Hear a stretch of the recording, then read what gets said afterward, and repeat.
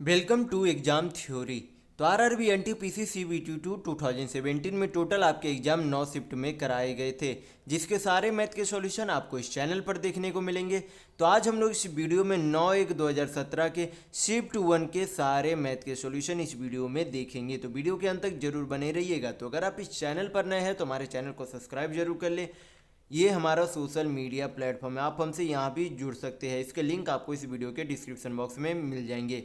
और इस वीडियो को अपने दोस्तों के साथ शेयर करना बिल्कुल भी नहीं भूलिएगा। ये जो है टोटल आपके इतने शिफ्टों में आरआरबी एनटीपीसी सीबीटी 2017 के एग्जाम कराए गए थे, जिसके 17 और 18 तारीख के सारे शिफ्टों के मैथ के सॉल्यूशन आपको इस चैनल पर करा दिए गए हैं। तो ये सारे वीडियो आप हमारे चैनल के प्लेलिस्ट में जाकर देख सकते हैं। तो आज हम लोग इस वीडियो में 19/1/2017 के शिफ्ट 1 के सारे मैथ के प्रश्नों के सॉल्यूशन देखेंगे। तो चलिए बढ़ते आज के प्रश्नों की ओर।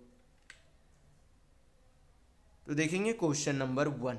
यहाँ पर क्वेश्चन में दिया गया है कि 2 मिनट और 30 सेकेंड के लिए इंटरनेट का बिल 6 रुपये है। फिर बोला गया कि 3 मिनट 20 सेकेंड की कीमत क्या होगी, ये आपसे पूछा जा रहा है। तो यहाँ पर जो है बोला गया कि 2 मिनट 30 सेकेंड के लिए 6 रुपये इंटरनेट का बिल लगता है। तो 2 मिनट और 30 सेकेंड को टोटल क्या करेंगे, सेकेंड में चेंज करेंगे। तो 1 मिनट में 60 सेकेंड होता है, तो 2 मिनट में 60 दूनी 120 सेकेंड और प्लस 30 सेकेंड यानी कि 150 सेकेंड। तो 150 सेकेंड का कितने 150 सेकेंड के लिए कितना रुपये जो इंटरनेट का खर्च आता है, तो 6 रुपये खर्च आता है। तो आपसे पूछा जा रहा है कि 3 मिनट 20 सेकेंड का कीमत कितना आएगा। तो 3 मिनट 20 सेकेंड में कुल मिलाकर कितने सेकेंड होंगे। तो यहाँ पर आपका हो जाएगा 1 मिनट में 60 सेकेंड, 3 मिनट में 6×3=18 यानी कि 180 सेकेंड, अब प्लस 20 यानी कि कितना हो जाएगा 200 सेकेंड। कितना सेकेंड 200 सेकेंड। तो यहाँ पर से हम लोग सबसे पहले क्या निकाल सकते हैं, 1 सेकेंड का वैल्यू। 1 सेकेंड का वैल्यू निकालेंगे तो कितना हो जाएगा 6/150 रुपये हो जाएगा 1 सेकेंड का वैल्यू। हमें कितना चाहिए 200 सेकेंड का वैल्यू चाहिए। तो क्या करेंगे यहाँ पर 200 से गुना कर देंगे, दोनों तरफ 200 से गुना कर देंगे तो कितना आ जाएगा 200 सेकेंड का वैल्यू आ जाएगा। हल कर लेंगे यहाँ पर तो 50 चौक 200, 50 तिया 150, 3 दूनी आपका कितना हो गया 6 यानी कि 4 दूनी 8 रुपये आपका कुल मिलाकर 3 मिनट 20 सेकेंड का इंटरनेट का खर्च आएगा। तो यहाँ पर आपका ऑप्शन नंबर सी बिल्कुल सही होगा। तो नेक्स्ट क्वेश्चन चलेंगे। तो देखेंगे क्वेश्चन नंबर 2। यहाँ पर क्वेश्चन में दिया गया है कि भूमिका एक दूरी को पैदल तय करने और साइकिल से वापस शुरुआती स्थान आने में कुल 8 घंटे 20 मिनट का समय लेती है। वह दोनों ओर का रास्ता पैदल 12 घंटे 15 मिनट में तय कर सकती है। तो आपसे पूछा जा रहा है कि साइकिल द्वारा दोनों ओर का रास्ता तय करने में उसे कुल कितना समय लगेगा, ये आपसे पूछा जा रहा है।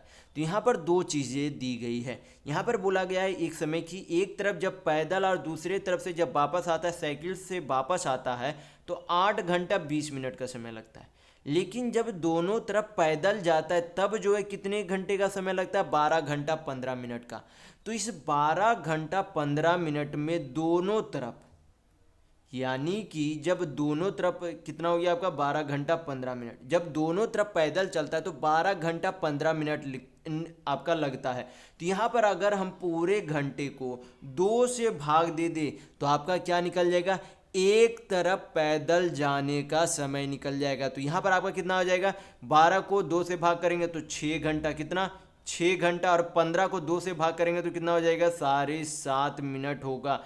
यानी कि 6 घंटा 7.5 मिनट एक तरफ पैदल जाने में लगता है। और यहाँ पर एक लाइन में बोला गया कि एक तरफ पैदल जाने और वापस साइकिल आने में 8 घंटा 20 मिनट लगता है। कितना लगता है 8 आवर 20 मिनट लगते हैं। तो अगर दोनों तरफ का रास्ता में से एक तरफ के पैदल का रास्ता माइनस कर दे तो आपका क्या निकल जाएगा, एक तरफ जो कि उसके द्वारा साइकिल से यात्रा किया गया था उसका क्या निकल जाएगा, समय निकल जाएगा। तो 8 घंटा में से 6 घंटा गया तो कितना घंटा हो गया 2 घंटा, और 20 मिनट में से 7.5 मिनट गया तो आपका कितना बच गया 12.5 मिनट। यानी कि एक तरफ साइकिल से जाने में कितना समय लगता है, तो 2 घंटा 12.5 मिनट लगता है। तो आपसे क्वेश्चन में पूछा गया है कि साइकिल द्वारा दोनों तरफ जाने में कितना समय लगेगा। तो एक तरफ जाने में 2 घंटा 12.5 मिनट लगती है, तो दोनों तरफ यानी कि जाने और वापस आने में कितना समय लगेगा। तो दोनों तरफ का समय निकालने के लिए क्या करेंगे, 2 से गुना कर देंगे। तो आपका क्या निकल जाएगा, दोनों तरफ के जाने और आने का साइकिल द्वारा का समय निकल जाएगा। तो गुना करेंगे तो कितना हो जाएगा, 2 दूनी 4 घंटा, कितना हो जाएगा 4 घंटा, और 2.5 मिनट गुना 2 करेंगे, सॉरी मतलब 12.5 मिनट गुना 2 करेंगे तो कितना हो जाएगा 25 मिनट। यानी कि दोनों तरफ साइकिल से जाने में उसे 4 घंटा 25 मिनट लगेंगे। कितना, 4 घंटा 25 मिनट। तो यहाँ पर आपका ऑप्शन नंबर डी बिल्कुल सही होगा। तो अगर आपको वीडियो पसंद आ रहा है तो लाइक करते जरूर चलिएगा, लाइक करना कंपलसरी है, तो लाइक कर दीजिएगा। तो नेक्स्ट क्वेश्चन चलेंगे, तो देखेंगे क्वेश्चन नंबर 3। ये आपका दिया गया है कि इसे सिंप्लीफाई करना यानी कि सरल कीजिए। तो सरल करेंगे, क्या करेंगे, सबसे पहले यक्स को अंदर गुना कर देंगे। यहाँ पर यक्स अंदर गुना करेंगे तो यक्स इंटू यक्स यानी कि x square, minus x into -2 करेंगे तो क्या हो जाएगा आपका -2x हो जाएगा। आगे क्या है आपका प्लस का साइन है तो प्लस दे देंगे।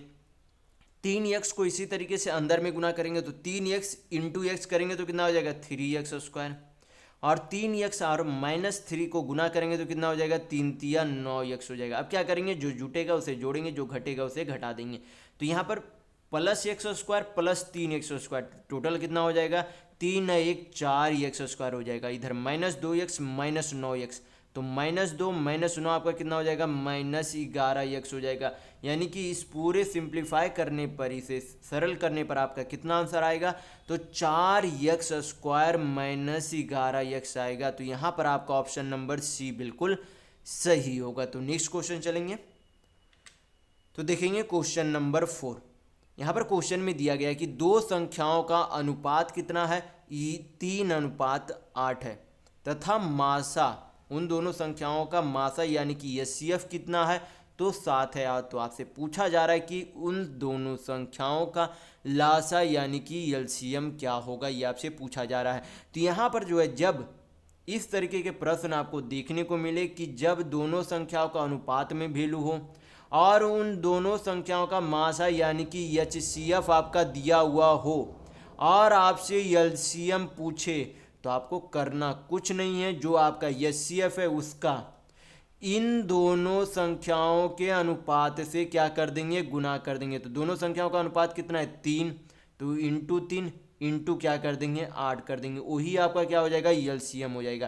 तो जब भी आपको किसी दो संख्याओं का अनुपात में वैल्यू दिया रहा है और उन दोनों संख्याओं का एचसीएफ यानी कि मासा दिया हुआ है, एलसीएम पूछे, तो कुछ नहीं, दोनों अनुपात का गुना करके मासा से गुना कर देंगे, वही आपका एलसीएम यानी कि लघुत्तम होगा। यहाँ पर गुना करेंगे तो आपका कितना हो जाएगा 7 या 21, 21 80 आपका कितना हो जाएगा 168, कितना हो जाएगा 168 होगा। तो यहाँ पर आपका ऑप्शन नंबर बी बिल्कुल सही होगा। तो नेक्स्ट क्वेश्चन चलेंगे, तो देखेंगे क्वेश्चन नंबर 5। यहाँ पर क्वेश्चन में दिया गया है कि 38 का 15% कितना होगा। तो यहाँ पर डायरेक्ट अगर आप निकालना जानते हैं तो डायरेक्ट भी निकाल सकते हैं कि 38 का 15% कितना होगा। 38 का 5% कितना होता है 1.9, 1.9 5% अगर 1.9, 5% अगर 1.9 तो 15% कितना हो जाएगा 15% यानी कि 5 तिया 15 यानी कि 1.9 को 3 से गुना करेंगे यानी कि 5.7 होगा। तो ये तो हो गया अगर आप डायरेक्ट परसेंट निकालना जानते हैं तो आप डायरेक्ट इसे मुंह से ही कैलकुलेट कर सकते हैं, लेकिन अगर नहीं निकालना जानते तो आप यहाँ पर इस तरीके से कर सकते हैं। जैसे कि 38 है, क्या पूछा जा रहा है 15% पूछा जा रहा है, परसेंट हटाएंगे तो नीचे कितना आएगा 100 आएगा। अब क्या करेंगे, इसे सिंप्लीफाई करेंगे, आपका आंसर आ जाएगा। यहाँ पर 5 से काटेंगे तो 5 तिया 15, 20 25 100, 2 से काटेंगे तो यहाँ पर 10 बार में चला जाएगा, यहाँ पर 19 बार में चला जाएगा। तो आपका कितना हो जाएगा 19 तिया 57 बटा 10 होगा। पॉइंट में वैल्यू चाहिए तो पॉइंट में इसे चेंज करेंगे यानी कि डेसिमल में, तो कितना हो जाएगा 5.7। तो इस क्वेश्चन का आंसर कितना होगा 5.7। तो हल करने पर भी आपका कितना आएगा, ऑप्शन नंबर ए ही बिल्कुल सही होगा। तो नेक्स्ट क्वेश्चन चलेंगे, तो देखेंगे क्वेश्चन नंबर 6। यहाँ पर क्वेश्चन में दिया गया है कि गणित और कंप्यूटर विज्ञान के 25 छात्र हैं। 25 छात्रों की एक कक्षा में 12 छात्रों ने गणित लिया है। उनमें से 8 छात्रों ने गणित लिया है किंतु कंप्यूटर विज्ञान नहीं लिया है। तो ये आपका क्या बनता है, वेन डायग्राम का क्वेश्चन है ये आपको। तो वेन डायग्राम कैसे बनाते हैं, तो सबसे आसान तरीका होता है इस तरीके से, एक आप क्या करें, पहले बॉक्स बना ले, उसमें दो विषय है, गणित है, एक कंप्यूटर विज्ञान है, तो दोनों का क्या करें, दो सर्कल बना ले, दोनों सर्कल को ओवरलैप रखेंगे, क्योंकि कोई तो स्टूडेंट होगा जो कि दोनों विषयों को पढ़ता होगा। तो एक को क्या नाम दे दे, मैथ यानी कि गणित, एक आपका कंप्यूटर विज्ञान यानी कि कंप्यूटर साइंस हो गया आपका। तो यहाँ पर बोला गया कि कुल छात्रों की संख्या कितनी है, 25 है। टोटल छात्र कितने हैं, 25 है। उनमें से बोला गया कि एक कक्षा में 12 छात्र ने गणित लिया, लेकिन उनमें से 8 छात्र ने गणित लिया लेकिन कंप्यूटर नहीं लिया। यानी कि 8 छात्र ऐसे हैं जो सिर्फ और सिर्फ गणित विषय ही पढ़ते हैं। यानी कि ये जो आपका यहाँ से यहाँ तक ये जो दिख रहा है आपका, ये जो है क्या है, सिर्फ गणित वाले स्टूडेंट है। तो सिर्फ गणित वाले स्टूडेंट कितने हो जाएंगे, 8। फिर बोला गया कि टोटल जो गणित यानी कि मैथ पढ़ते वो टोटल स्टूडेंट 12 है। तो यहाँ पर ऐसे स्टूडेंट होंगे जो कि दोनों पढ़ते होंगे। तो मैथ यहाँ पर क्या था, मैथ टोटल 12 लोग पढ़ते थे, उनमें से 8 लोग ऐसे थे जो सिर्फ और सिर्फ मैथ पढ़ते थे। तो 4 लोग ऐसे होंगे जो कि मैथ और कंप्यूटर साइंस दोनों पढ़ते होंगे, क्योंकि 8 सिर्फ मैथ, 8 और 4 12, यानी कि 12 लोग टोटल मैथ पढ़ते थे। तो यहाँ पर 4 लोग क्या आ गया, 4 लोग ऐसे हैं जो कि मैथ भी पढ़ते हैं और कंप्यूटर साइंस भी पढ़ते हैं। तो यहाँ पर से हम लोग क्या निकाल सकते हैं, ये भी निकाल सकते हैं कि कंप्यूटर साइंस सिर्फ कंप्यूटर साइंस कितने लोग पढ़ते हैं। तो 8 4 12 इधर हो गया, हमें टोटल स्टूडेंट कितना है, 25 है। तो 25 में से 12 जाएगा तो कितना बचेगा, 13 बचेगा। यानी कि सिर्फ कंप्यूटर साइंस पढ़ने वाले छात्रों की संख्या कितनी है, तो 13 है। तो ये आपका क्या बन गया, एक वेन डायग्राम का ग्राफ बन गया। तो अब हम लोग देखेंगे क्वेश्चन में पूछा क्या जा रहा है। यहाँ पर क्वेश्चन में पूछा जा रहा है कि उन छात्रों की संख्या कितनी है जिन्होंने गणित और कंप्यूटर विज्ञान दोनों लिया है। तो ये जो आपका दिख रहा है, ये जो आपका यहाँ पर ये दिख रहा है, ये आपका क्या है, जो कि मैथ और कंप्यूटर साइंस दोनों पढ़ते, यानी कि दोनों उन्होंने लिया है। तो यहाँ पर कितने लोग हैं, 4 लोग हैं। तो यहाँ पर आपका ऑप्शन नंबर सी बिल्कुल सही होगा। तो नेक्स्ट क्वेश्चन चलेंगे, तो देखेंगे क्वेश्चन नंबर 7। ये भी आपका क्या है, वेन डायग्राम का क्वेश्चन है। तो क्वेश्चन में अब हम लोग देखेंगे कि पूछा क्या जा रहा है, क्योंकि मैंने वेन डायग्राम पिछले वाले क्वेश्चन में बता चुका हूँ कि किस तरीके से बनाया जाता है। यहाँ पर क्वेश्चन में देखेंगे तो क्वेश्चन में पूछा जा रहा है कि उन छात्रों की संख्या कितनी है जिन्होंने कंप्यूटर विज्ञान लिया है लेकिन गणित नहीं लिया। यानी कि आपसे पूछ रहा है कि सिर्फ और सिर्फ कंप्यूटर साइंस यानी कि कंप्यूटर विज्ञान पढ़ने वाले लोगों की छात्रों की संख्या कितनी है। तो अभी मैंने यहाँ पर बताया था कि सिर्फ कंप्यूटर साइंस पढ़ने वाले छात्रों की संख्या कितनी है, तो 13 है। कितनी है, 13। ये जो आपका 13 दिख रहा है ये सिर्फ क्या पढ़ते हैं, सिर्फ और सिर्फ कंप्यूटर साइंस यानी कि कंप्यूटर विज्ञान पढ़ते हैं। तो यहाँ पर आपका ऑप्शन नंबर 13 यानी कि ऑप्शन नंबर आपका ए बिल्कुल सही होगा। तो नेक्स्ट क्वेश्चन चलेंगे, तो देखेंगे क्वेश्चन नंबर 8। यहाँ पर क्वेश्चन ये आपका क्या है, ग्राफ का क्वेश्चन है। ग्राफ में दिया गया है कि 2008 से 2009 के महीने में म्यूचुअल फंड कंपनी की विभिन्न योजनाओं का शुल्क दिया गया।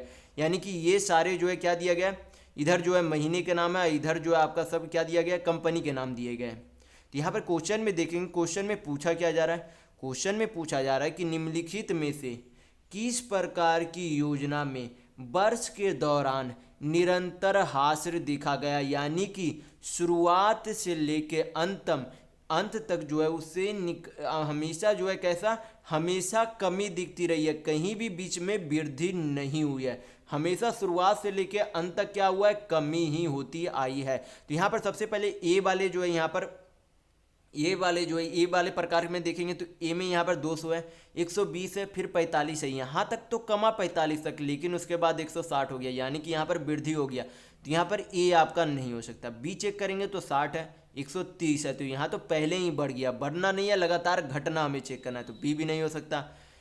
सी चेक करेंगे तो आपका सी यहाँ पर चेक करेंगे तो 30 है, 70 है, यहाँ पर भी बढ़ गया, यानी कि ये भी नहीं होगा। डी चेक करेंगे तो डी में 290 है, उसका घटा फिर 150 हुआ, उससे घटा फिर 125 हुआ, फिर उसके बाद घटा तो 115 हुआ, 115 घटा तो 100 हुआ, 100 से घटा तो 140 हुआ। यानी कि डी वाले में, डी प्रकार वाले में निरंतर जो है क्या देखी जा रही है, कमी देखी जा रही है, यानी कि हासिल देखी जा रही है। तो यहाँ पर डी आपका बिल्कुल सही होगा। तो यहाँ पर डी प्रकार का, यानी कि आपका ऑप्शन नंबर डी बिल्कुल सही होगा। तो नेक्स्ट क्वेश्चन चलेंगे, तो देखेंगे क्वेश्चन नंबर 9। ये भी आपका क्या है, ग्राफ का क्वेश्चन है। तो क्वेश्चन में देखेंगे पूछा क्या जा रहा है। क्वेश्चन में पूछा जा रहा है कि दिसंबर और जनवरी के बीच योजना ए के शुल्क में क्या अंतर है। तो यहाँ पर आपका हो गया दिसंबर 2008, यहाँ पर आपका हो गया जनवरी 2009। किसमें, ए में डिफरेंस पूछा जा रहा है। तो दिसंबर में जो है कितना का जो है यहाँ पर म्यूचुअल फंड कंपनी द्वारा, यानी कि कितना जो एक तरह से म्यूचुअल फंड उत्पन्न किया गया था, तो 160 करोड़। 2009 में 80 करोड़ किया गया था। तो कितने का अंतर आया, तो पहले 160 था, 2009 में कितना हो गया, 80 हो गया। तो डिफरेंस यानी कि अंतर कितने का आया, तो 160 में से 80 गया, यानी कि 80 आएगा, यानी कि 80 करोड़ का अंतर आया। तो यहाँ पर आपका ऑप्शन नंबर डी बिल्कुल सही होगा। तो नेक्स्ट क्वेश्चन चलेंगे, देखेंगे क्वेश्चन नंबर 10। ये भी आपका अगर आपका क्वेश्चन है, तो क्वेश्चन में देखेंगे पूछा क्या जा रहा है। क्वेश्चन में पूछा जा रहा है कि इनमें से किस महीने में बी और सी योजनाओं का कुल शुल्क फरवरी 2009 में बी योजनाओं के शुल्क के बराबर है। तो सबसे पहले चेक करेंगे कि फरवरी 2009 में बी प्रकार का योजना का शुल्क कितना था। तो टोटल जो है शुल्क म्यूचुअल फंड का कितना था फरवरी 2009 में बी का, तो 150 करोड़ था। कितना था, 150 करोड़ था। तो यहाँ पर आप चेक करेंगे कि उसी साल में, मतलब कि उसी में जो है बी और सी का किस महीने में जो है उसका 150 के योग के बराबर है। यहाँ पर चेक करेंगे तो बी और सी यहाँ पर कितना हो जाता है, 70 30 100 हो जाता है, यानी कि ये नहीं होगा। यहाँ पर चेक करेंगे तो 130 और 70 कितना हो जाएगा, 200 हो जाएगा, ये भी नहीं होगा। 35 और 25 आपका कितना हो जाता है, 3 2 5 1 6 60 हो जाता है, ये भी नहीं होगा। यहाँ पर चेक करेंगे 110 और 40 तो कितना आता है, 150 आता है। तो 150 किसके बराबर है, फरवरी 2009 के बराबर है। तो किस महीने में आपका यहाँ पर आ रहा है, तो दिसंबर 2008 में आ रहा है। किस में आ रहा है, दिसंबर 2008 में। तो यहाँ पर आपका ऑप्शन नंबर ए बिल्कुल सही होगा। तो नेक्स्ट क्वेश्चन चलेंगे, तो देखेंगे क्वेश्चन नंबर 11। ये भी ग्राफ का क्वेश्चन है। तो क्वेश्चन में देखेंगे, यहाँ पर क्वेश्चन में बोला जा रहा है कि यदि योजनाओं के शुल्क को लोकप्रियता का मानदंड माना जाए तो किस योजना को महीना दर महीना सबसे लोकप्रिय माना जा सकता है।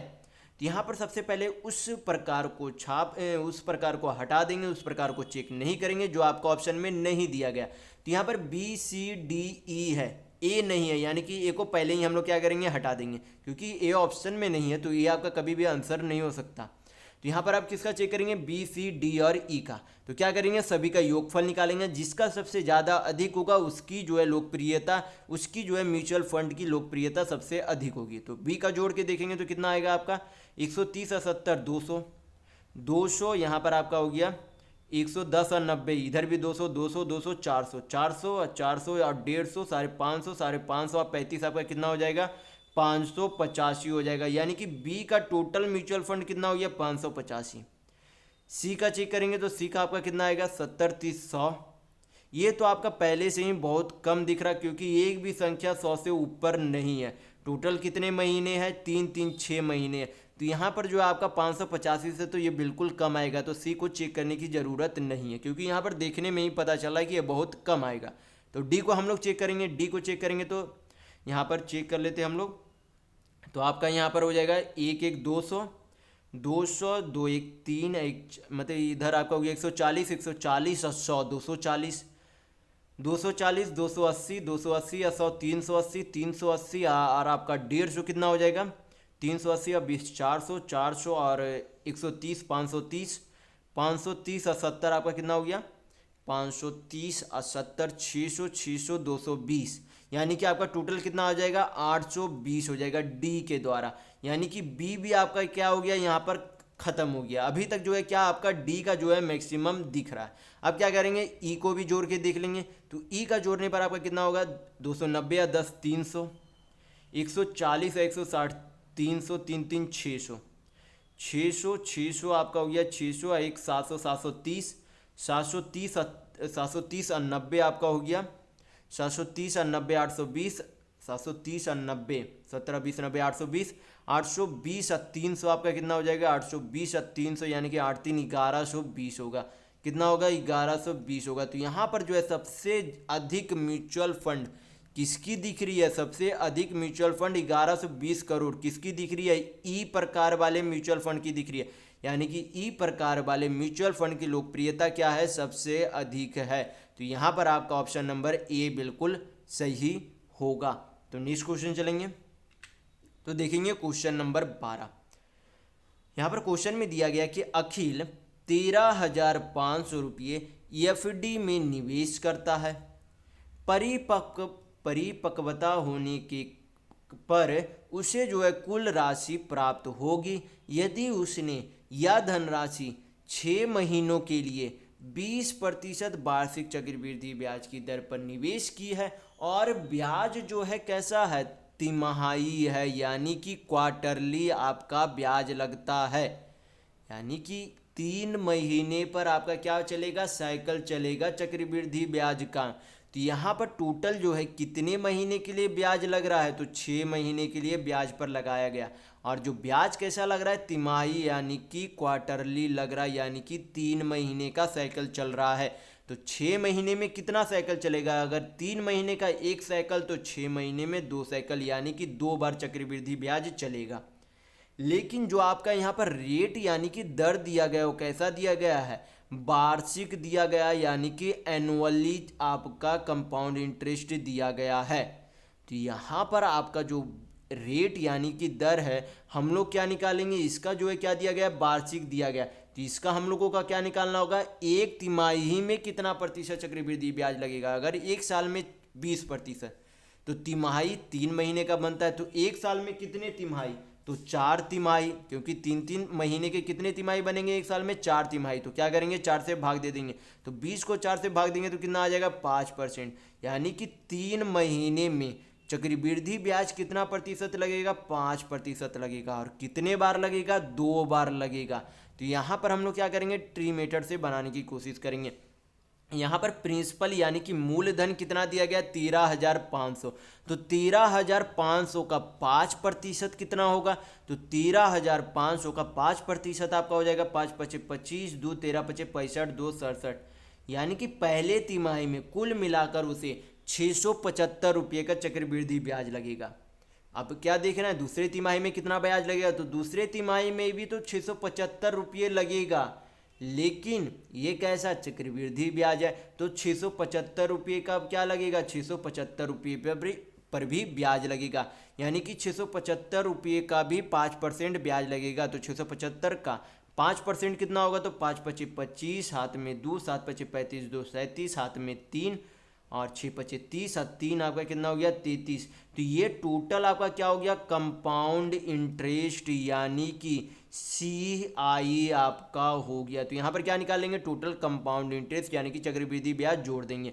तो जोड़ेंगे तो आपका कितना हो जाएगा, यहाँ पर आपका हो जाएगा 5 5 10, हाथ में 1, 7 दूनी 14, 1 15, 6 दूनी 12, 1 13, यानी कि 1350 प्लस 33.75 जोड़ेंगे तो आपका टोटल ब्याज कितना हो जाएगा, 1383.75। ये आपका क्या हो गया, चक्रवृद्धि ब्याज हो गया। लेकिन आपसे पूछा जा रहा है कि अमाउंट यानी कि मिश्र धन क्या होगा 6 महीने के बाद। तो क्या करेंगे, प्रिंसिपल प्लस ब्याज उसमें जोड़ देंगे, यानी कि मूलधन प्लस उसमें ब्याज जोड़ देंगे तो आपका मिश्र धन प्राप्त हो जाएगा। तो मूलधन कितना था, 13,500 था। कितना था, 13,500 में से 1387 पॉइंट, सॉरी यहाँ पर 83 होगा आपका, 87 नहीं होगा। तो 1383.75 आप यहाँ पर क्या कर देंगे, जोड़ देंगे। तो जोड़ेंगे तो आपका कितना हो जाएगा, 0.75 आपका इधर आ जाएगा। 38 5 3 8 13 1 14 हो गया। यानी कि आपके 6 महीने के बाद मिश्र धन कितना हो जाएगा, 14,883.75 रुपीज होगा। तो यहाँ पर आपका ऑप्शन नंबर बी बिल्कुल सही होगा। तो नेक्स्ट क्वेश्चन चलेंगे, तो देखेंगे क्वेश्चन नंबर 12। यहाँ पर आपसे पूछा जा रहा है कि दी गई संख्याओं में से निम्न में से कौन सा आरोही क्रम में सही है। तो आरोही क्रम क्या होता है, बढ़ते क्रम में, यानी कि असेंडिंग ऑर्डर में। आरोही मतलब बढ़ते, अवरोही मतलब घटते। तो आरोही मतलब क्या हो गया, बढ़ते। तो हमें क्या देखना, इस सारे ऑप्शन में कौन सी जो है संख्या है, कौन सा जो संख्या है जो कि बढ़ते क्रम में व्यवस्थित किया गया है। तो यहाँ पर जो है 3 संख्याएं दी गई है। 3 संख्याएं कौन कौन सी है, 2/3 है। सभी में जो संख्याएं हैं, सभी में संख्याएं सेम है, तो संख्याओं में चेंज नहीं होगा यहाँ पर। तो 2/3 है, 3/4 है, 17/24 है। तो इसे जो है क्या करेंगे, फ्रैक्शन से इंटीजर में चेंज कर लेंगे ताकि हमें पता चल जाए कि कौन सी संख्या बड़ी है। तो इंटीजर में चेंज करने के लिए क्या करेंगे, जो नीचे आपका बेस में नंबर दिया गया उसका क्या ले लेंगे, एलसीएम यानी कि लघुत्तम ले लेंगे। तो लघुत्तम आपका कितना हो जाएगा, 3 4 24 का 24 होगा। तो सभी संख्या में क्या कर देंगे, 24 से गुना कर देंगे। किस में गुना करेंगे, 24 से गुना कर देंगे। तो 24 से गुना करेंगे, फिर सिंप्लीफाई कर लेंगे तो 3 8 24, तो 8 दूनी 16 आपका हो गया। 4 6 24, तो कितना हो गया, 6 3 18 हो गया। 24 से 24 चला गया यानी कि कितना हो गया, 17 हो गया। तो यहाँ पर से हमें क्या पता चलता है कि सबसे जो है हमें आरोही क्रम में यानी कि बढ़ते क्रम में व्यवस्थित करना। तो बढ़ते क्रम में व्यवस्थित करने के लिए सबसे पहले क्या करेंगे, सबसे छोटी संख्या को लेंगे। तो सबसे छोटी संख्या कौन सी है, 16। 16 का मतलब जो है फ्रैक्शन में वैल्यू कितना था, 2/3, यानी कि सबसे छोटी वैल्यू 2/3 है। तो ये भी ऑप्शन आपका चला गया, ये भी आपका ऑप्शन खत्म हो गया। उसके बाद उससे बड़ी संख्या कौन सी है, ये 17। 17 का जो है फ्रैक्शन वैल्यू कितना था, 17/24 था, यानी कि 2/3 के बाद कौन सी संख्या आएगी, 17/24 आएगा। तो यहाँ पर जो है 17/24 नहीं है आपका कौन से ऑप्शन में, ऑप्शन नंबर बी में, यानी कि आपका ऑप्शन नंबर बी बिल्कुल सही होगा। 2/3 के बाद 17/24, उसके बाद 3/4 आएगा, यानी कि आपका ऑप्शन नंबर बी बिल्कुल सही होगा। तो नेक्स्ट क्वेश्चन चलेंगे, तो देखेंगे क्वेश्चन नंबर 14। यहाँ पर दिया गया क्वेश्चन में कि एक परीक्षा में एक विद्यार्थी 25 में से 8 अंक अर्जित करता है, तो विद्यार्थी का अंक प्रतिशत क्या है। तो सबसे पहले उसने अंक कितना प्राप्त किया, 8 अंक प्राप्त किया। टोटल कितने अंक में से, 25 अंक में से। परसेंट में वैल्यू चाहिए तो 100 से गुना करेंगे, हल करेंगे आपका आंसर आ जाएगा। 25 चौक 100 चला गया, 8 चौक आपका कितना होता है, 32, यानी कि उसने कितना परसेंट अंक प्राप्त किया था, तो 32% अंक उसने प्राप्त किया था। तो यहाँ पर आपका ऑप्शन नंबर सी बिल्कुल सही होगा। तो नेक्स्ट क्वेश्चन चलेंगे, तो देखेंगे क्वेश्चन नंबर 15। यहाँ पर क्वेश्चन में दिया गया है कि अश्विनी एक बस को 15% की हानि पर 510 रुपये में बेचता है। 15% का लाभ पाने के लिए इस बस को किस मूल्य पर बेचना चाहिए, ये आपसे पूछा जा रहा है। तो यहाँ पर आपको पता होना चाहिए, मैं पहले वाले वीडियो में भी काफ़ी बार बोल चुका हूँ कि किसी भी वस्तु का क्रय मूल्य खुद में कितना प्रतिशत होता है, 100% होता है। तो यहाँ पर बोला गया कि किसी वस्तु का 100% के दाम वाले वस्तु को यानी कि उस बस को 15% के हानि में बेच दिया गया, यानी कि 100% का सामान उसने कितना परसेंट की हानि में बेचा, 15% की हानि में, यानी कि 100% के सामान पर 15% का हानि हो रहा है। तो बेचा कितने में, तो 100 - 15 यानी कि उसने 85% में उस बस को बेच दिया। लेकिन अब वो चाह रहा है कि 100% का सामान उस पर 15% का लाभ कमाए, तो उसे कितना में बेचना होगा, तो 100% + 15% यानी कि उस बस को 115% में बेचना होगा, ये आपसे बोला जा रहा है। तो यहाँ पर क्वेश्चन में रुपये में वैल्यू किसका दिया गया, 510 रुपये इस 85% का वैल्यू दिया गया है। तो 85% बराबर कितने रुपये हैं, तो 85% बराबर 510 रुपये है। तो यहाँ पर क्या कर सकते हैं, 17 से दोनों तरफ काट सकते हैं, तो 17 × 5 = 85 हो जाएगा। 17 × 3 आपका कितना हो गया, 51, यानी कि 5% बराबर कितना रुपये है, 30 रुपये। हमें चाहिए क्या, 115% का वैल्यू चाहिए, तो दोनों तरफ क्या कर देंगे, 23 से गुना कर देंगे तो 115% का वैल्यू आ जाएगा। 23 × 5 कितना हो जाता है आपका, 115। 115% का वैल्यू आपका कितना हो जाएगा, तो 23 × 3 = 69, यानी कि 690 रुपया होगा। तो उस बस को 15% के लाभ कमाने के लिए कितना में बेचना होगा, तो 690 रुपये में बेचना होगा। तो यहाँ पर आपका ऑप्शन नंबर सी बिल्कुल सही होगा। तो नेक्स्ट क्वेश्चन चलेंगे, तो देखेंगे क्वेश्चन नंबर 16। यहाँ पर क्वेश्चन में दिया गया है कि यदि एक समबाहुभुज में प्रत्येक आंतरिक कोण 168 डिग्री है तो इसकी भुजाओं की संख्या क्या होगी। तो जब भी समबाहुभुज के आंतरिक कोण बोला जाए तो उसका एक फार्मूला होता है जो कि आपको ध्यान रखना होता है। तो समबाहुभुज के आंतरिक कोण निकालने का फार्मूला क्या होता है, n-2 इंटू 180/n होता है। n आपका क्या हो जाता है, भुजाओं की संख्या होती है, यानी कि नंबर ऑफ साइड्स होता है। ये आपका क्या हो जाता है, किसी समबाहुभुज के आंतरिक कोण निकालने का फार्मूला होता है। लेकिन यहाँ पर आंतरिक कोण दिया गया है और आपसे भुजाओं की संख्या यानी कि n का वैल्यू पूछा जा रहा है। तो यहाँ पर इसका बराबर क्या लिख सकते हैं, 168 डिग्री लिख सकते हैं। अब क्या करेंगे, सिंप्लीफाई करेंगे, आपका n का वैल्यू आ जाएगा। तो पहले क्या करेंगे, 8 से आपका 8 से 8 दूनी 16, 8 से नहीं कटेगा तो 4 से पहले काट लेते हैं। तो 4 चक 16, 4 दूनी 8, यहाँ पर आपका 4 चक 16, 4 पचे 20 हो गया। 3 से कट रहा है तो 14 तिया 42 आपका हो जाएगा।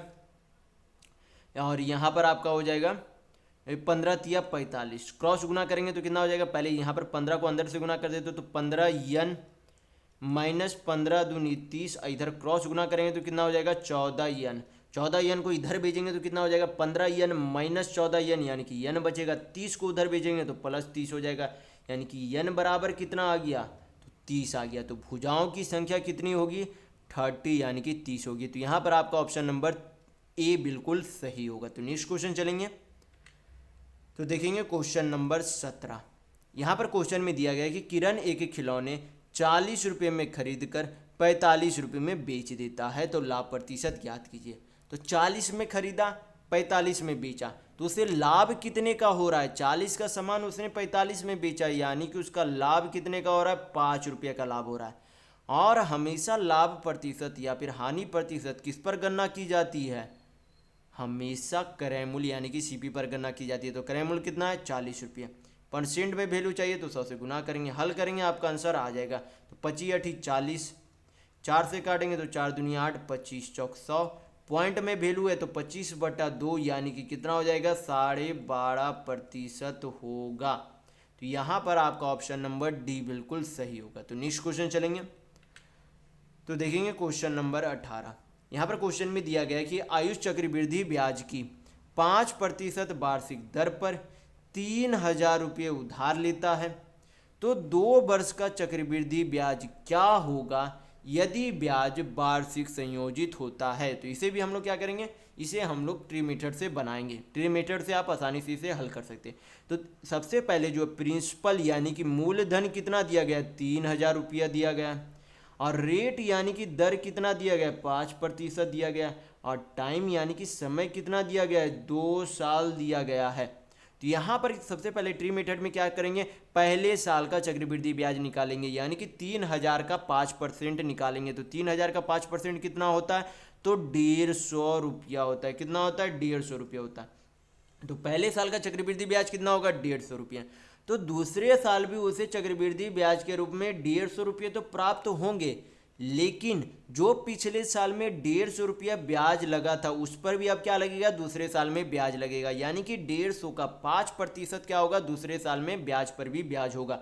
तो 150 का 5% आपका कितना हो जाएगा, 15 × 5 = 75, यानी कि 7.5 रुपये हो जाएगा। सभी को जोड़ देंगे तो आपका क्या निकल जाएगा, कुल मिलाकर चक्रवृद्धि ब्याज यानी कि टोटल कंपाउंड इंटरेस्ट आपका आ जाएगा। तो जोड़ेंगे तो 15, 150, 150, 300, 300 में 7.5 जोड़ेंगे तो कितना हो जाएगा, 307.5 रुपये, जो कि इन 2 सालों में आपका चक्रवृद्धि ब्याज होगा। तो यहाँ पर चक्रवृद्धि ब्याज ही आपसे पूछा गया था, तो यहाँ पर आपका ऑप्शन नंबर बी बिल्कुल सही होगा। तो नेक्स्ट क्वेश्चन चलेंगे तो देखेंगे क्वेश्चन नंबर 19। यहाँ पर क्वेश्चन में दिया गया है कि अपूर्व 10 किलोमीटर प्रति घंटा, 20 किलोमीटर प्रति घंटा तथा 6 किलोमीटर प्रति घंटा की चाल से चलते हुए बराबर दूरियां तय करता है तथा कुल 19 मिनट का समय लेता है। तो आपसे पूछा जा रहा है कि उसके द्वारा तय की गई कुल दूरी किलोमीटर में क्या है। तो यहाँ पर बोला गया कि सभी चालों द्वारा बराबर जो है दूरी तय की गई है।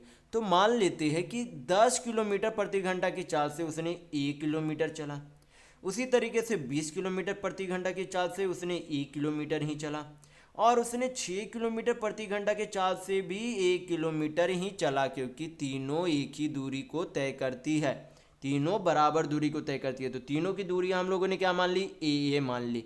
और आपको यहाँ पर सबसे पहले पता होना चाहिए कि समय बराबर आपका क्या होता है, दूरी बटा चाल होता है, यानी कि टाइम बराबर डिस्टेंस बाई स्पीड होता है। तो ये आप हमेशा ध्यान रखिएगा। तो यहाँ पर जो है दूरी हम लोगों ने क्या मानी, 1 किलोमीटर, चाल कितना है 10 किलोमीटर प्रति घंटा। तो ये आपकी एक जो है जो कि 10 किलोमीटर के द्वारा 10 किलोमीटर प्रति घंटा के द्वारा ए दूरी, यहाँ पर ये जो आपका उतनी दूरी का समय आ जाएगा।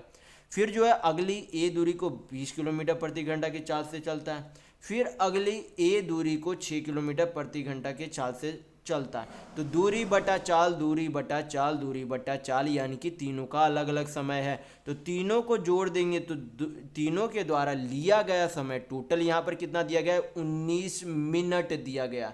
तो इस 19 मिनट को क्या कर देंगे, 19 मिनट को घंटा में चेंज कर देंगे, क्योंकि जो हम लोगों ने दूरी मानी थी 1 किलोमीटर मानी थी, जो आपकी चाल थी किलोमीटर में प्रति घंटा में थी। तो यहाँ पर समय भी आपका किस में होना चाहिए, घंटा में होना चाहिए। तो मिनट को घंटा में चेंज करने के लिए 60 से भाग दे देंगे। यहाँ पर हल करेंगे तो आपका यहाँ पर ए का वैल्यू आ जाएगा। तो यहाँ पर पहले एलसीएम ले लेंगे, तो 10, 20 और 6 का एलसीएम कितना हो जाएगा, 60। यहाँ पर आपका कितना हो जाएगा, 10 तक 60 यानी कि 6A, 20 तिया 60 यानी कि 3A, प्लस 6 यहाँ पर आपका कितना हो जाएगा, 10A हो जाएगा, बराबर आपका कितना हो जाएगा, 19/60 होगा, यानी कि 60 और 60 आपका कट गया। इधर जोड़ेंगे तो आपका कितना हो जाएगा, 6 3 9 10 19, यानी कि 19A बराबर कितना है, 19 है। तो यहाँ पर से आपका क्या आ जाएगा, ए का वैल्यू आ जाएगा। तो ए बराबर कितना होगा, 1 किलोमीटर होगा, यानी कि ए बराबर कितना किलोमीटर है, 1 किलोमीटर है। लेकिन आपसे पूछी जा रही कि कुल दूरी उसके द्वारा कितनी तय की गई है। तो कुल दूरी 1 किलोमीटर इधर है, 1 किलोमीटर यहाँ पर है, 1 किलोमीटर यहाँ पर, यानी कि टोटल कुल दूरी कितना है, 3A है। तो कितना है टोटल कुल दूरी, 3A है। तो अगर ए का वैल्यू 1 है तो 3A का वैल्यू कितना हो जाएगा, 3 किलोमीटर होगा, यानी कि उसके द्वारा पूर्व के द्वारा कुल मिलाकर 3 किलोमीटर की दूरी तय की गई थी। तो यहाँ पर आपका ऑप्शन नंबर डी बिल्कुल सही होगा। तो नेक्स्ट क्वेश्चन चलेंगे, तो देखेंगे क्वेश्चन नंबर 20। यहाँ पर क्वेश्चन में दिया गया कि अक्षत लोकेश से 2 गुना सक्षम टाइपिस्ट है तथा वे मिलकर एक कार को 7 दिनों में समाप्त कर सकते हैं। तो आपसे पूछा जा रहा है कि लोकेश अकेला उसी कार को कितने दिनों में समाप्त करेगा। तो यहाँ पर आपको 2 चीज़ें पता होनी चाहिए कि टोटल वर्क बराबर, यानी कि कुल कार्य बराबर इफिशियंसी इनटू टाइम होता है, यानी कि कुल कार्य बराबर कार्य क्षमता इनटू समय होता है, या फिर समय बराबर आप बोल सकते हैं कि टोटल वर्क बाय इफिशियंसी, यानी कि कुल कार्य बटा कार्य क्षमता होता है। तो ये आप हमेशा ध्यान रखिएगा। तो यहाँ पर बोला गया है कि अक्षत जो है लोकेश से 2 गुना सक्षम है। अक्षत जो है लोकेश से कितना सक्षम है, 2 गुना सक्षम, यानी कि अगर लोकेश की इफिशियंसी यानी कि कार्य क्षमता 1 यूनिट है तो उसके हिसाब से अक्षय की कितनी है, 2 यूनिट है। तो यहाँ पर बोला गया कि वे मिलकर दोनों मिलकर 7 दिनों में काम करते हैं। तो टोटल वर्क बराबर यानी कि कुल कार्य बराबर आपको क्या बताया गया कि इफिशियंसी इंटू टाइम यानी कि कार्य क्षमता इंटू समय होता है। तो दोनों मिलकर कितने की कार्य क्षमता से काम करेंगे, तो ए जो है यानी कि अक्षत जो है 2 की इफिशियंसी से काम करता है और लोकेश जो है 1 की इफिशियंसी से काम करता है, यानी कि टोटल इफिशियंसी कितना हो जाएगा 3। और दोनों मिलकर कितने दिनों में काम करते हैं, तो 7 दिनों में करते हैं। तो दोनों का जब गुना कर देंगे तो आपका क्या निकल जाएगा, टोटल वर्क निकल जाएगा। तो ये आपका क्या हो गया, कुल कार्य हो गया। और आपसे पूछा जा रहा है कि लोकेश द्वारा अकेले कितना समय लगेगा। तो लोकेश द्वारा समय निकालने के लिए क्या बताया गया, कुल कार्य बटा कार्य क्षमता। तो कुल कार्य तो 3 × 7 है। करना अब किसे है, सिर्फ और सिर्फ लोकेश को करना है। तो लोकेश जो है कितने की कार्य क्षमता से करेगा, एक की कार्य क्षमता से, यानी कि एक से डिवाइड करेंगे तो क्या निकल जाएगा, लोकेश का, किसका, लोकेश का समय निकल जाएगा। तो कितना हो जाएगा, 7 या 21/1, यानी कि 21 दिन लगेंगे लोकेश को अकेले पूरा काम करने में। तो यहाँ पर आपका ऑप्शन नंबर बी बिल्कुल सही होगा। तो नेक्स्ट क्वेश्चन चलेंगे, तो देखेंगे क्वेश्चन नंबर 21। यहाँ पर क्वेश्चन में दिया गया है कि यदि एक लंबवृत्तीय बेलन की त्रिज्या 2.5 सेंटीमीटर और ऊंचाई 2 सेंटीमीटर है तो उसका आयतन ज्ञात कीजिए, यानी कि उसका वॉल्यूम क्या होगा उस लंबवृत्तीय बेलन का। बेलन में क्या दिया गया, त्रिज्या दी गई है, ऊंचाई दी गई है, तो हमें आयतन निकालने में आसानी होगी। तो सबसे पहले आपको पता होना चाहिए कि बेलन यानी कि सिलेंडर के वॉल्यूम का फॉर्मूला क्या होता है। तो फॉर्मूला होता है पाई आर स्क्वायर एच होता है। तो ये फार्मूला आप हमेशा ध्यान रखिएगा। तो क्या करेंगे, फार्मूला पे वैल्यू पुट करेंगे तो पाई को 22/7 लिख सकते हैं। आर यानी कि त्रिज्या कितनी दी गई है, 2.5 सेंटीमीटर दी गई है। तो 2.5 को हम लोग क्या लिख सकते हैं, 5/2 भी लिख सकते हैं। 5/2 का स्क्वायर करेंगे तो कितना हो जाएगा, 5×5 = 25 बटा नीचे 2 दूनी 4 हो जाएगा, इंटू एच यानी कि ऊंचाई कितनी है, तो 2 सेंटीमीटर है। कितनी है, 2 सेंटीमीटर है। तो 2 से यहाँ पर गुना करेंगे, सिंप्लीफाई कर लेंगे, आपका आंसर आ जाएगा। तो 2 से काटेंगे 2 बार में, 2 से 22 को तो 11 बार में, 25 इंटू 11 करेंगे तो आपका कितना हो जाएगा, 250 + 25 यानी कि 275 बटा नीचे कितना हो जाएगा, 7 हो जाएगा। यानी कि इस पूरे जो है सिलेंडर का, बेलन का आयतन कितना हो जाएगा, तो 275/7 सेंटीमीटर क्यूब होगा। तो यहाँ पर आपका ऑप्शन नंबर डी बिल्कुल सही होगा। तो नेक्स्ट क्वेश्चन चलेंगे, तो देखेंगे क्वेश्चन नंबर 22। यहाँ पर क्वेश्चन में दिया गया कि 1.5 सेंटीमीटर त्रिज्या वाले एक गोले का पृष्ठीय क्षेत्रफल वर्ग सेंटीमीटर में क्या होगा, ये आपसे पूछा जा रहा है। तो त्रिज्या दी गई है, गोले का पृष्ठीय क्षेत्रफल यानी कि एरिया आपका टोटल पूछा जा रहा है। तो किसी गोला यानी कि स्फीयर का एरिया का फॉर्मूला क्या होता है, एरिया का फॉर्मूला होता है 4πr²। तो ये आप हमेशा याद रखिएगा कि किसी स्फीयर यानी कि किसी गोले का क्षेत्रफल का फॉर्मूला 4πr² होता है। तो क्या करेंगे, फॉर्मूला पे वैल्यू पुट करेंगे, आपका आंसर आ जाएगा।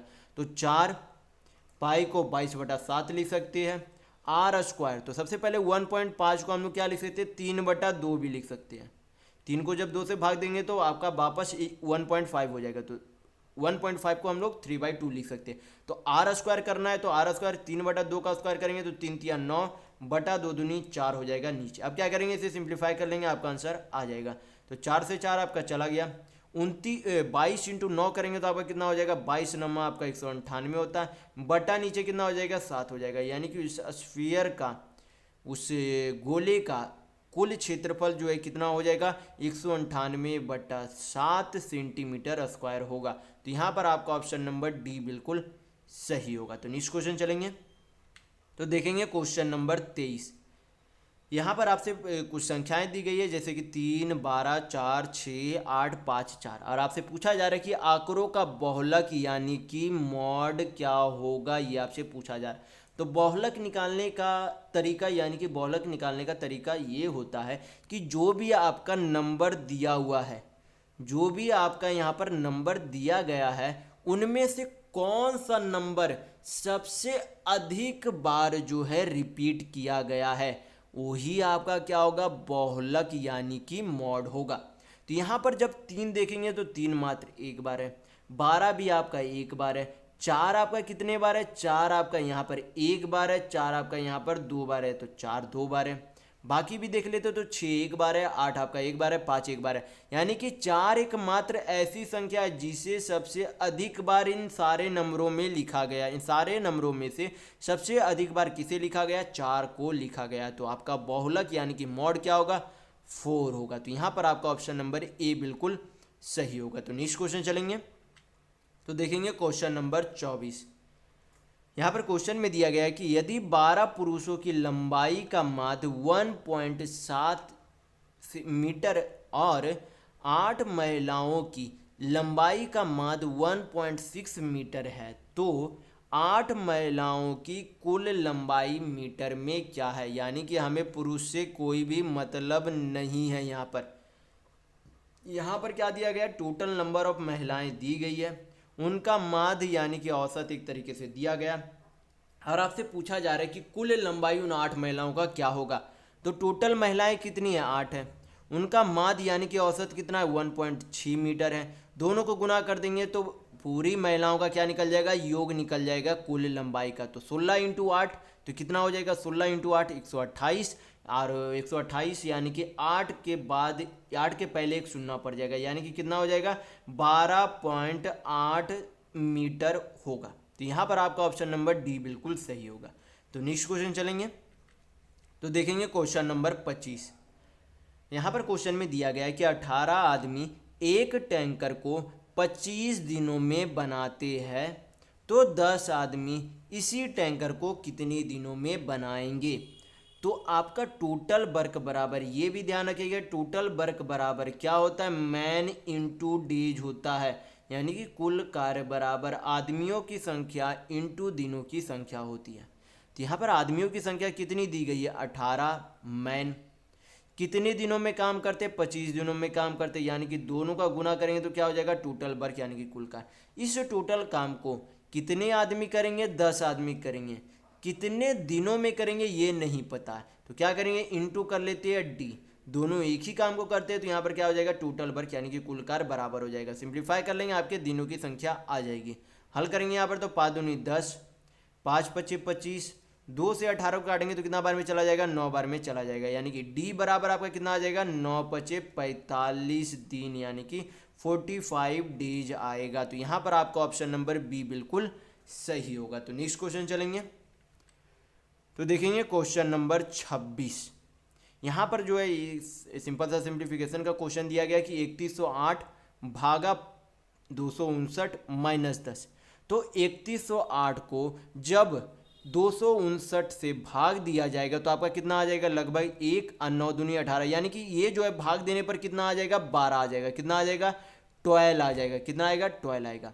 फिर क्या करना है, 12 माइनस 10 करना है, तो 12 माइनस 10 करेंगे तो आपका कितना आ जाएगा, 2 आ जाएगा, यानी कि इस पूरे सिंप्लीफिकेशन को सिंप्लीफाई करने पर आपका कितना आएगा, 2 आएगा। तो यहाँ पर आपका ऑप्शन नंबर बी बिल्कुल सही होगा। तो नेक्स्ट क्वेश्चन चलेंगे, तो देखेंगे क्वेश्चन नंबर 27। यहाँ पर क्वेश्चन में दिया गया है कि एक महिला प्रत्येक वर्ष की शुरुआत में 5% की चक्रवृद्धि ब्याज दर पर 100 रुपये का निवेश करती है। तो आपसे पूछा जा रहा है कि दूसरे वर्ष के अंत में उसका कुल निवेश कितना होगा, ये आपसे पूछा जा रहा है।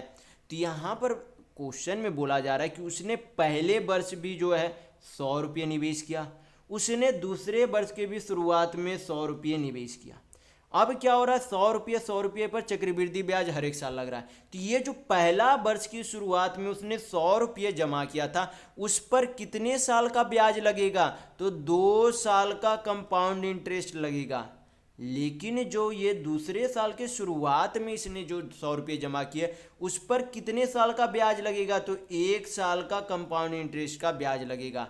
वही और फिर क्या करेंगे, सभी को जोड़ देंगे तो आपका टोटल क्या आ जाएगा, अमाउंट आ जाएगा, जो कि उसे 2 वर्ष बाद प्राप्त होगा। तो यहाँ पर क्या करेंगे, सबसे पहले 100 रुपये का क्या निकालेंगे, 2 साल का चक्रवृद्धि ब्याज निकालेंगे। तो इस 100 रुपये पर कितने प्रतिशत का पहले वर्ष में चक्रवृद्धि ब्याज लगेगा, तो 5% का चक्रवृद्धि ब्याज लगेगा। तो 100 रुपये का 5% कितना होगा, 5 रुपये। तो ये आपका पहले साल का चक्रवृद्धि ब्याज हो गया। अब दूसरे साल में भी 5 रुपया चक्रवृद्धि ब्याज लगेगा, लेकिन जो पहले साल में ब्याज लगा उस पर भी अब क्या लगेगा, दूसरे साल में ब्याज लगेगा, यानी कि 5 रुपये पर भी 5% का क्या लगेगा, ब्याज लगेगा। तो 5 रुपये का 5% कितना होगा, तो 5 रुपये का 5% 0.25 रुपीज होगा। तो ये आपका क्या हो गया, प्रिंसिपल। ये आपका यहाँ पर टोटल क्या हो गया, 2 सालों का चक्रवृद्धि ब्याज हो गया उन 100 रुपये पर। फिर ये क्या, ये जो है दूसरा वाला जो 100 रुपये है उसे 1 साल के लिए चक्रवृद्धि ब्याज पर लगा, तो 100 रुपये पर 5% का क्या लगेगा, 1 साल का चक्रवृद्धि ब्याज लगेगा। तो 100 रुपये का 5% कितना होगा, 5 रुपये।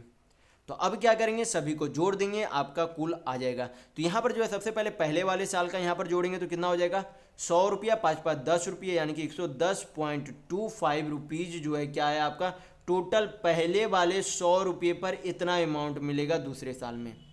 और यहाँ पर जो है जो दूसरे साल के शुरुआत में लगाता है तो उस पर कितना टोटल मिल जाएगा 100 रुपया और 5 रुपया ब्याज, यानी कि कुल मिलाकर कितना मिल जाएगा तो 105 रुपये मिलेंगे। यही दोनों का आपका क्या पूछा जा रहा है, योग यानी कि सम पूछा जा रहा है। तो 110.25 और 105 जोड़ेंगे तो आपका कितना हो जाएगा 215, कितना 215.25 रुपीज होगा। ये आपका क्या होगा, सही आंसर होगा। तो यहाँ पर आपका ऑप्शन नंबर बी बिल्कुल सही होगा।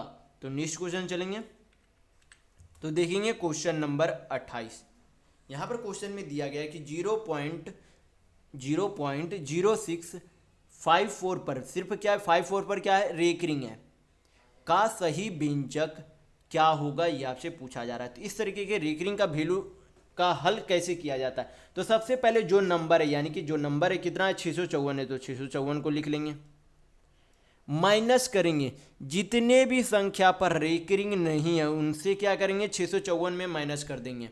क्या करेंगे 654 में माइनस करेंगे तो कौन सी संख्या नहीं है, तो 06 वाली संख्या ऐसी है जो कि रेकरिंग इसके ऊपर नहीं है। तो 06 यानी कि 6, तो 654 माइनस 6 करेंगे बटा नीचे जितने संख्या पर रेकरिंग है, कितने संख्या पे रेकरिंग है 2 संख्या पे, पॉइंट के बाद जितने संख्या पे रेकरिंग है तो कितने संख्या पे है 2, तो उतना क्या करेंगे 9 कर देंगे। जितने संख्या पर रेकरिंग है उतना बार क्या लिखेंगे 9 लिख देंगे, 2 बार है तो 2 बार लिख देंगे। और जितने संख्या पर रेकरिंग नहीं है उतना क्या करेंगे, पॉइंट के बाद जितने संख्या पर रेकरिंग या रेकरिंग नहीं है उतना क्या करेंगे 0 बैठा देंगे। तो पॉइंट के बाद 2 संख्या पर जो है रेकरिंग नहीं है तो यहाँ पर क्या करेंगे 2 शून्य बैठा देंगे। हल करेंगे आपका आंसर आ जाएगा 654 में से 6 गया तो 648, 648 बटा कितना हो जाएगा 9900 हो जाएगा। यहाँ पर कटेगा तो काट लेंगे 6 4 10 और 18, यानी कि 9 से कटेगा तो 9 से काट लेंगे पहले, 9 से 63, 9 दूनी 18, 11 नंबर यानी कि 1100 हो जाएगा। यहाँ पर 4 से कटेगा तो 4 से काट देंगे, 18 चौक 72, 4 दूनी 8, 3, 4 सत्ते 28, 4 पच्चे 35, यानी कि सिंप्लीफाई करने पर आपका कितना आएगा 18/275 आएगा। इस रेकरिंग वाले, इस डेसिमल रेकरिंग वाले को जब सिंप्लीफाई किया गया तो कितना आया 18/375। तो यहाँ पर आपका ऑप्शन नंबर ए बिल्कुल सही होगा। तो नेक्स्ट क्वेश्चन चलेंगे तो देखेंगे क्वेश्चन नंबर 29। यहाँ पर क्वेश्चन में दिया गया कि 7 पर स्क्वायर भाग 7 पर पावर हाफ का होल स्क्वायर कितना है 4 है। यानी कि इसे हम लोग ये जो आपका 7 पे पावर हाफ है, क्या है 7 पर पावर हाफ है और ब्रैकेट में क्या है 4 पावर 4 है, तो इसे जो है इस तरीके से तोड़ सकते हैं कि जो पावर यहाँ पर जो है ये पावर और ये पावर जो आपका क्या होता है काफ़ी डिफरेंस होता है। यानी कि जब इसे ब्रैकेट में चेंज कर लिया जाता है तो पावर क्या हो जाती है गुना हो जाती है,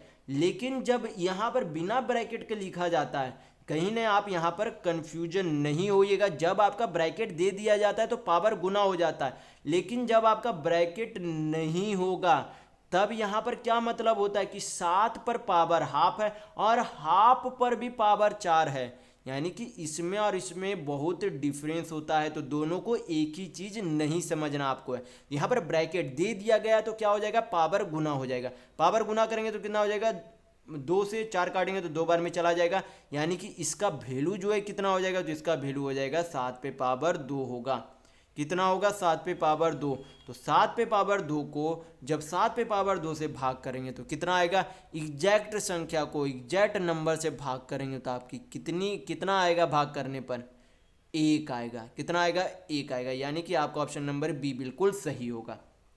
तो नेक्स्ट क्वेश्चन चलेंगे तो देखेंगे क्वेश्चन नंबर 30। यहाँ पर क्वेश्चन में दिया गया है कि 2 साइकिलें एक घर से 10 मिनट के अंतराल पर चलना शुरू करती है और 6 किलोमीटर प्रति घंटा की चाल से चलती है।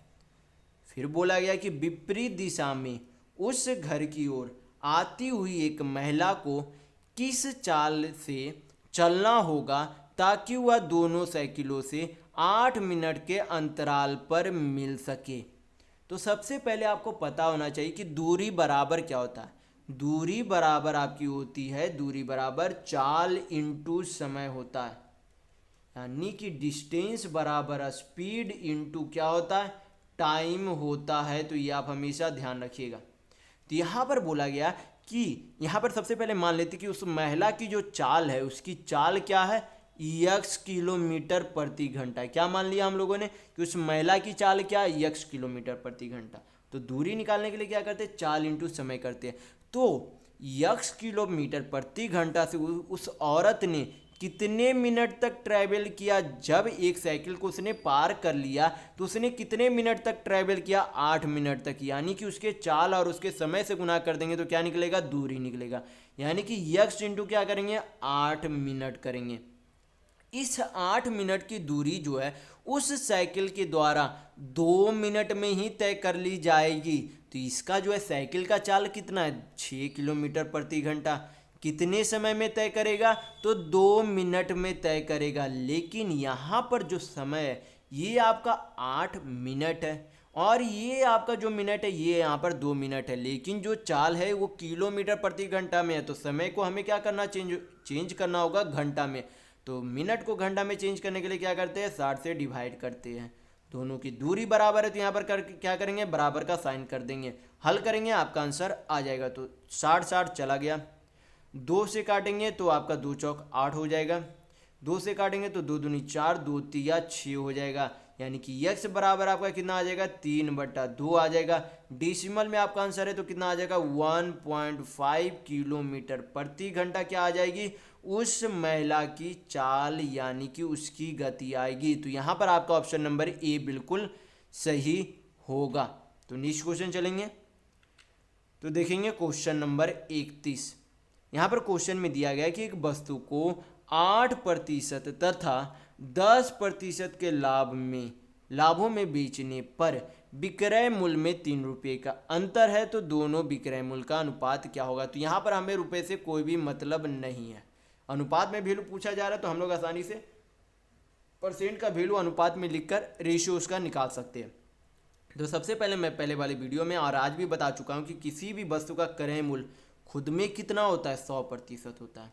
तो इस 100% के सामान को पहले जो है बोला कि 108% के लाभ में बेचा, यानी कि 100% के सामान को 8% के लाभ में बेचेगा तो कितना में बेचेगा, 108% में बेचेगा।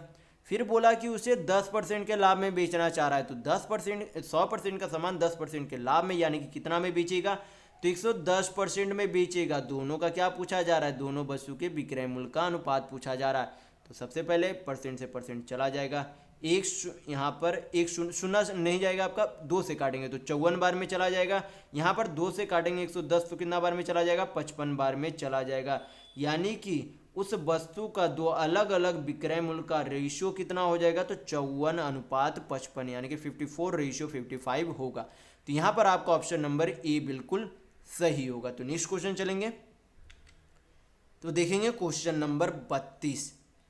यहाँ पर क्वेश्चन में दिया गया है कि cot x बराबर 5/12 है। तो cot x बराबर आपका होता क्या है, cot x बराबर होता है बेस बाई परपेंडिकुलर होता है, यानी कि आधार बटा लंब होता है। फिर उसी तरीके से ये जो है बेस और परपेंडिकुलर का वैल्यू दिया है, तो हाइपोटेनस आपका कितना हो जाएगा, तो परपेंडिकुलर स्क्वायर यानी कि 12 का स्क्वायर प्लस 5 का स्क्वायर का सम का अंडर रूट करेंगे। 12 का स्क्वायर प्लस 5 का स्क्वायर आप पूरा होल स्क्वायर करेंगे, पूरा जो होल स्क्वायर ने अंडर रूट करेंगे तो आपका कितना आ जाएगा, 169 अंडर रूट। तो 169 किसका स्क्वायर होता है, 13 का स्क्वायर होता है, यानी कि हाइपोटेनस आपका कितना हो जाएगा, 13। तो यहाँ पर अब हमें आधार भी पता है, लंब भी पता है, कर्ण भी पता है। तो यहाँ पर क्या पूछा जा रहा है, sec x plus cosec x का वैल्यू क्या होगा। तो सेक एक्स आपका क्या होता है, हाइपोटेनस बाई बेस होता है, यानी कि कर्ण बटा आधार होता है। कॉसेक एक्स आपका क्या होता है, हाइपोटेनस बाई परपेंडिकुलर होता है, यानी कि कर्ण बटा आपका लंब होता है। तो क्या करेंगे, वैल्यू पुट करेंगे, आपका आंसर आ जाएगा। हाइपोटेनस कितना था, 13, बेस कितना था, 5, यानी कि 13/5। कॉसेक एक्स तो हाइपोटेनस कितना था, 13, परपेंडिकुलर कितना था, 12। क्या करेंगे, सिंप्लीफाई करेंगे तो आपका कितना आंसर आएगा, 12 25 60। 13 कॉमन आ जाएगा तो आपका कितना हो जाएगा, अंदर 12 प्लस 5 हो जाएगा। हल करेंगे तो आपका कितना आ जाएगा 13 इंटू 12×5 = 17, यानी कि 13 × 17 करेंगे तो आपका कितना हो जाएगा 130 × 91, 130 × 91 आपका कितना हो जाएगा 221 हो जाएगा। 221 बटा नीचे कितना आ जाएगा 60 आ जाएगा, यानी कि इस पूरे सेक एक्स और कॉसेक एक्स को जो है सिंप्लीफाई करने पर आपका कितना वैल्यू आएगा नंबर में, तो 221/60 आएगा। तो यहाँ पर आपका ऑप्शन नंबर सी बिल्कुल सही होगा। तो नेक्स्ट क्वेश्चन चलेंगे, तो देखेंगे क्वेश्चन नंबर 33। यहाँ पर क्वेश्चन में दिया गया है कि यदि एक दुकानदार फल खरीदते और बेचते समय तौल की गड़बड़ी करते हुए 21% का धोखा देता है तो कुल लाभ प्रतिशत क्या होगा। यानी कि बोला जा रहा है क्वेश्चन में कि दुकानदार जो है खरीदने समय भी 21% का धोखा देता है और जब उसे बेचता है तब भी 21% का धोखा देकर बेचता है। यानी कि हमें जो है 21% जो है कम तौल का पहले उपयोग करता है, यानी कि बेचते समय भी किसी प्रकार का गड़बड़ी करता है और बेचते समय, खरीदते समय 21% अब बेचते समय भी 21% का गड़बड़ी करता है। तो 2% को 1% में चेंज करने के लिए फार्मूला होता है जो कि आपको हमेशा ध्यान रखना था। फार्मूला क्या होता है, A+B+A×B/100 होता है। A यानी कि पहला परसेंट, B यानी कि दूसरा परसेंट। तो ये फार्मूला आप हमेशा ध्यान रखिएगा। फार्मूला पे वैल्यू पुट करेंगे आपका आंसर आ जाएगा। तो A यानी कि 21, B यानी कि 21, तो 21+21 प्लस A×B यानी कि 21×21 बटा नीचे क्या हो जाएगा 100। हल करेंगे तो 21 और 21 42 प्लस 21×21 तो 441, 441 को 100 से भाग करेंगे तो कितना हो जाएगा 4.41 हो जाएगा। यानी कि 42 प्लस 4.41 जोड़ेंगे तो आपका कितना हो जाएगा 46.41% होगा। कितना होगा 46.41%। तो यहाँ पर आपका ऑप्शन नंबर बी बिल्कुल सही होगा। तो नेक्स्ट क्वेश्चन चलेंगे, तो देखेंगे क्वेश्चन नंबर 34। यहाँ पर क्वेश्चन में दिया गया है कि ऐसा साधारण ब्याज की 5% वार्षिक दर पर 1000 रुपये उधार लेती है तो 4 वर्ष बाद ऋण चुकता करने के लिए उसे कितना भुगतान करना होगा। यानी कि आपसे क्या पूछा जा रहा है, अमाउंट यानी कि मिश्र धन पूछा जा रहा है। तो कोई भी प्रिंसिपल यानी कि मूलधन खुद में कितना प्रतिशत होती है 100% होती है और बोला गया कि 1% में 5% का क्या लगता है ब्याज लगता है। टोटल कितने समय तक ब्याज लगेगा, तो 4 वर्ष तक ब्याज लगेगा। तो अगर एक साल में 5% का ब्याज लग रहा है तो 4 साल में कुल मिलाकर कितना ब्याज लगेगा, तो एक साल में 5% तो 4 साल में 5 चौक 20% क्या लग जाएगा ब्याज लग जाएगा। तो ये आपका क्या हो गया सिंपल इंटरेस्ट हो गया। तो प्रिंसिपल प्लस सिंपल इंटरेस्ट यानी कि मूलधन प्लस साधारण ब्याज क्या होता है, अमाउंट यानी कि मिश्र धन होता है। तो मिश्र धन कितना हो जाएगा 100 + 20% यानी कि 120% अमाउंट होगा। तो हमें निकालना क्या है 120% का वैल्यू निकालना है। 100% का वैल्यू दिया गया, 100% का वैल्यू कितना है 1000 है। तो यहाँ पर क्या करेंगे 0 से 0 चला जाएगा। हमें क्या चाहिए 120% का वैल्यू चाहिए, 1 0 1 0 और यहाँ पर काट देते, दोनों तरफ क्या कर देंगे 120 से गुना कर देंगे। तो क्या आ जाएगा आपका 120 से गुना करेंगे तो 120% का वैल्यू कितना आ जाएगा, इधर आपका आ जाएगा 1200 रुपये। कितना आ जाएगा 1200 रुपये आपका मिश्र धन आएगा। तो यहाँ पर आपका ऑप्शन नंबर सी बिल्कुल सही होगा। तो नेक्स्ट क्वेश्चन चलेंगे, तो देखेंगे क्वेश्चन नंबर 35। यहाँ पर क्वेश्चन में दिया गया है कि दो संख्याओं का गुणनफल 2664 है तथा लासा 74 है तो उन दोनों संख्याओं का मासा यानी कि एचसीएफ क्या होगा, ये आपसे पूछा जा रहा है। तो यहाँ पर एक फार्मूला आपको हमेशा ध्यान रखना होगा कि फार्मूला क्या होता है एलसीएम गुना एचसीएफ यानी कि लघुत्तम गुना महत्तम बराबर क्या होता है दोनों संख्याओं के गुणज के बराबर होता है। तो ये आप हमेशा ध्यान रखिएगा। तो एलसीएम कितना दिया गया तो 74, एचसीएफ हमें निकालना है तो क्या करेंगे एचसीएफ लिख देंगे।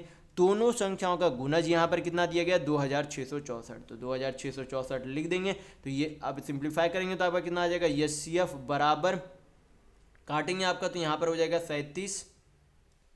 37 यहाँ पर 13 दूनी 26, 13 दूनी 26 आपका हो गया 2 तिया 6, 2 दूनी 4, 37 से काटेंगे तो 37 आपका 37 तिया 111, 7 21 3 9 2 9 2 11, 37 या 111, फिर आपका लगभग 7×42, 7×28 होता है, 7×42 यानी कि आपका लगभग नहीं, एग्जैक्ट वैल्यू जो आपका एचसीएफ कितना आएगा 36 आएगा।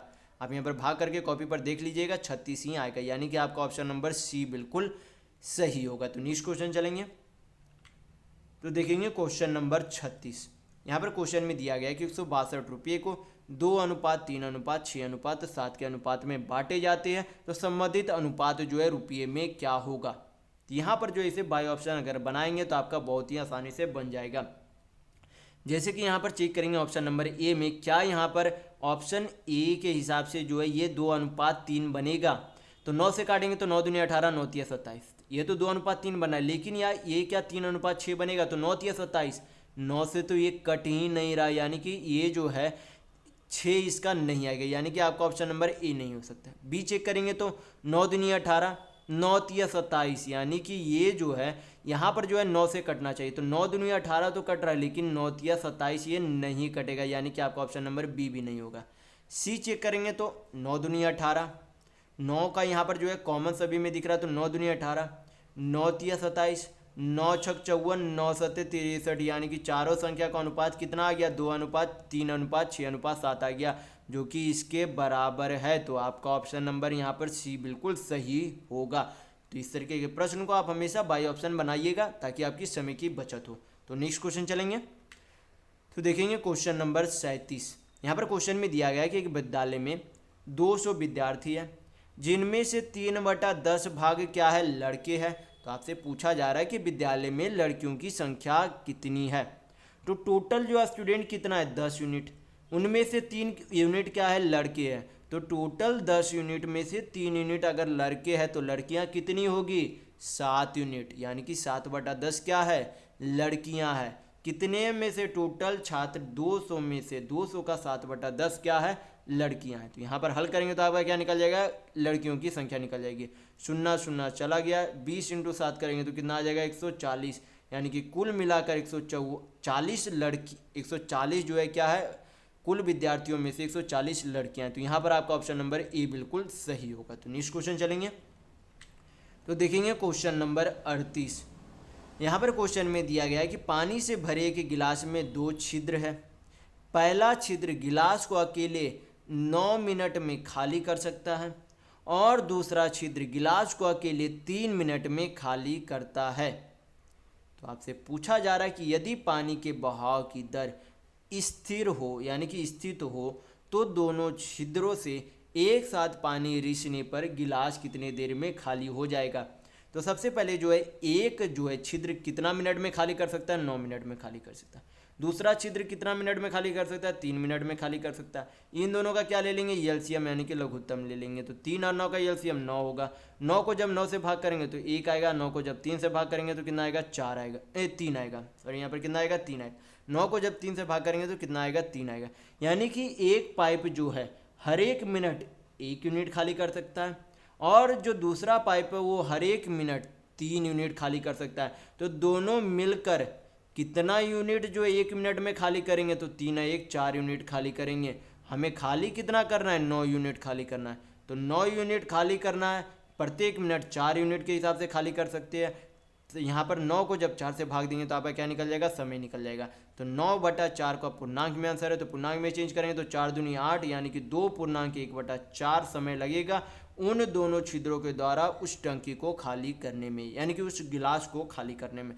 तो यहाँ पर आपका ऑप्शन नंबर ए बिल्कुल सही होगा। तो इस वीडियो में बस इतना ही। अगर आपको वीडियो पसंद आया तो लाइक कीजिएगा, नए हैं तो चैनल को सब्सक्राइब जरूर कर लीजिएगा। ये हमारा सोशल मीडिया प्लेटफॉर्म है, आप हमसे यहाँ भी जुड़ सकते हैं। इसके लिंक आपको इस वीडियो के डिस्क्रिप्शन बॉक्स में मिल जाएंगे। और इस वीडियो को अपने दोस्तों के साथ शेयर करना बिल्कुल भी नहीं भूलेगा, ताकि उन्हें भी इस वीडियो से लाभ मिल सके। तो इस वीडियो में बस इतना ही, मिलते हैं अगले वीडियो में, तब तक के लिए धन्यवाद।